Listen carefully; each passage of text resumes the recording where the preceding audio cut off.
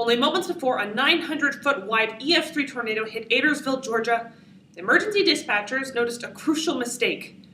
WBSTV of February 1st, 2013 reports the outdoor warning sirens in the town didn't sound. The city lacked scheduled maintenance and regulations for the outdoor warning sirens, leaving its citizens exposed and unwarned about the fury of the storm. Having lived in Tornado Alley all my life, I know that people generally assume, in the case of an emergency, sirens will sound, alerting everyone at risk of the imposing danger. However, our negligence is causing this warning system failure. According to the official website of the National Oceanic and Atmospheric Administration, last updated February 28, 2013, tornado season begins in May, less than 1 month from now. And every part of the country is in danger of various emergencies that utilize outdoor sirens to notify the public. According to the NOAA Weather Partners website, copyright 2013, the average death toll by tornadoes between the years 1875 and 1949, before warning sirens came into use, was 192 people.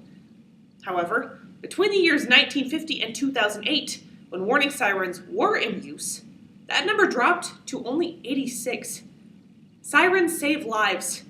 Therefore, it is imperative we regulate and maintain our outdoor warning sirens in order to provide all citizens with the advanced warning they need to protect themselves in an emergency situation. We will first examine the causes of our failing siren system. Second, analyze some frightening effects. And finally, ground ourselves with some solutions. And there will be a clincher when I find one. WRX-EX News reported on March 8, 2013, that the city of Caledonia, Wisconsin, still doesn't have a single tornado siren within city limits, even though tornadoes have leveled multiple homes over the last few years. There are two causes behind the problems associated with outdoor warning sirens: a lack of overarching regulation and an improper ratio of sirens within communities. First, according to meteorologist Robert Edwards of the NOAA on February 28, 2013, policy concerning outdoor warning sirens is left up to each individual community. Our current system contains no checks and balances. In every state but Indiana, there are no enforceable regulations concerning outdoor warning sirens. Communities do not have to test sirens, communities do not have to have sirens, and communities do not have to maintain sirens. In a personal email correspondence with the police department in my hometown on March 4th, 2013, the police revealed to me they are the only ones to know the siren testing results, as well as the condition of each siren. The responsibility of outdoor sirens is decided by each individual community. There is no consistent jurisdiction that is responsible for their use. This means that any given community could go for months without testing their sirens or repairing those that fail to sound, while suffering no consequences whatsoever. Second, there is a flaw in the ratio concerning the number of sirens per amount of land. WSFA News of January 31st, 2013 explains that warning sirens only have a sound range of about 1 mile. This means that any individual living beyond a 1 mile radius of a siren won't be able to hear it go off. In a personal interview with Lance Hurt, a Hutchinson County police officer, he stated that the city has 30 active tornado sirens, but that the city itself covers 50 square miles. And this is a community with set monthly siren tests set right at the heart of Tornado Alley. Even beyond this, there are many communities in the United States in danger of severe weather that have no sirens at all. For example, Smithfield, Virginia, a coastal town covering approximately 10 square miles with a population of 9,000, has no tornado sirens, despite the fact that they are set right in the center of a major weather danger zone due to their proximity to the East Coast. In a personal interview with the Smithfield Police on March 15, 2013, they revealed the siren closest to their town lies in Surrey, Virginia, 18 miles away. ABC reported on February 28, 2013, that the tornado sirens at Forest City, Arkansas, don't work. Mayor Larry Bryant stated after the warning system failed, "I don't know what happened.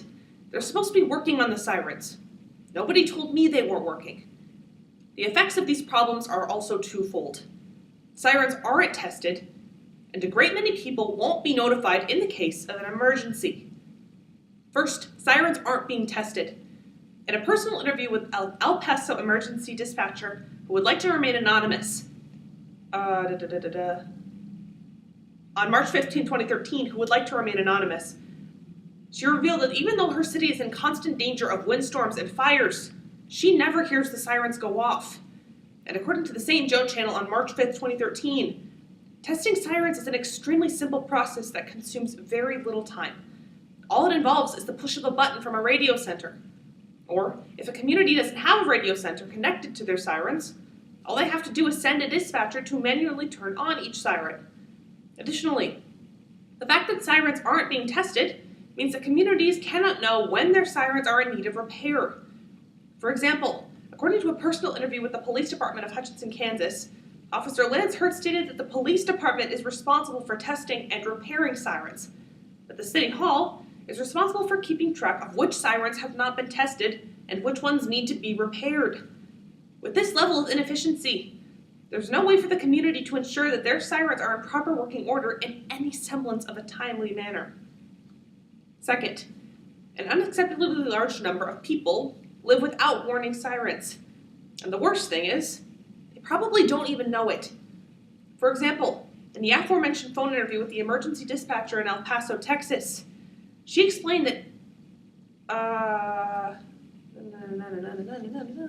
they really don't worry about it because El Paso really doesn't get tornadoes. The flaw in this logic lies with the fact that public emergencies of some sort occur everywhere, and outdoor warning sirens are our first line of defense, acting as one of the only methods we have that we know can reach the entire public, regardless of where one lives in the country or what public dangers are most common there. Outdoor warning sirens are key in ensuring our safety. Thus, because there are not enough sirens to alert every member of every community in the United States, and they're not tested, our national security has been jeopardized. According to the aforementioned Blytheville Courier News article, City Police Chief of Gosnell, Arkansas, Darrell Watkins, states that the city's sirens are no longer functional because they aren't compatible with the city's newly updated radio system, which the city has always used as a mechanism to set their sirens off. We must defer to a few solutions, both at the governmental and personal levels. On a governmental level, states must follow the example of Indiana, who in 2008, according to an ABC News of May 25, 2008, passed a bill requiring each of the state's 92 communities to submit siren reports to the Indiana Department of Homeland Security. However, each state, including Indiana, must go further than just checking up on their sirens.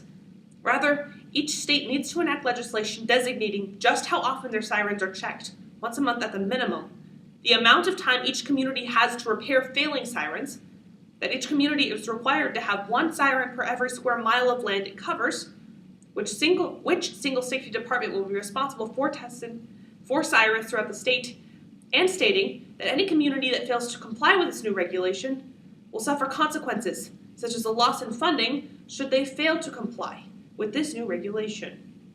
Oh, that's twice. Whoops. It is impossible to ensure that sirens will be able to notify every single person in any given community of emergencies when they occur.